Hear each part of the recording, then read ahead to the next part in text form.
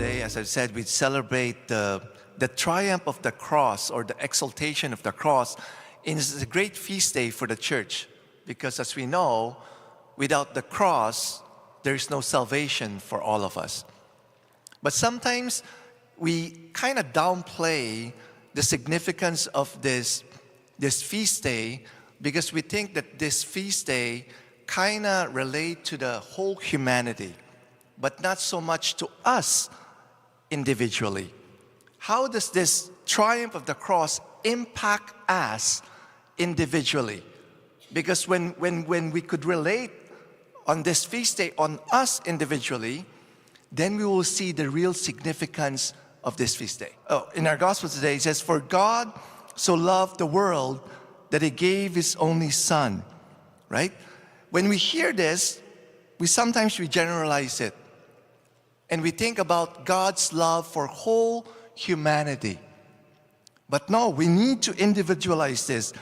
Right? For God so loved you, me, that even if we're the only person living in this world, Christ will still die on the cross for each and every one of us. And it says here, so that everyone who believes in Him may not perish, but may have eternal life. And here, believing is not just an intellectual knowledge of His love for us. When we say believe, it means we want to follow Him.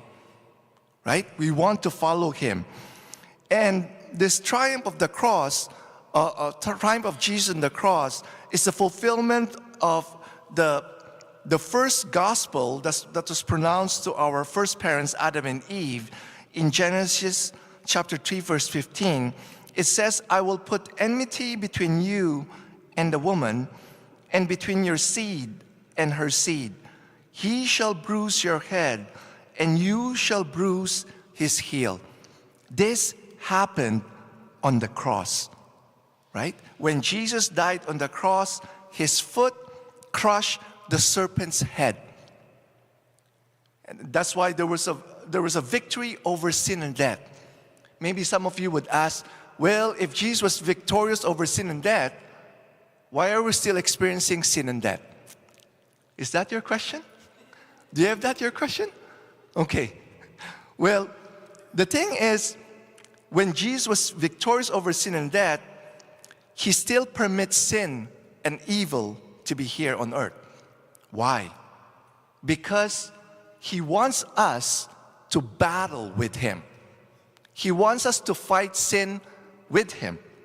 So that when we battle with Him, when we share in His battle, we will also share in His victory. Now, this is where we need to see the power of Jesus' triumph of the cross.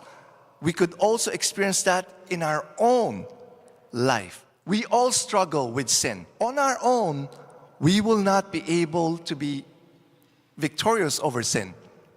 Right? It's a constant battle.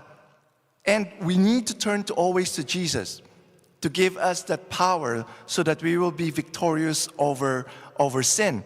In Romans chapter 6, 5 to 6, it says, "For if we have been united with Him in a death like His, we shall certainly be united with Him in a resurrection like His.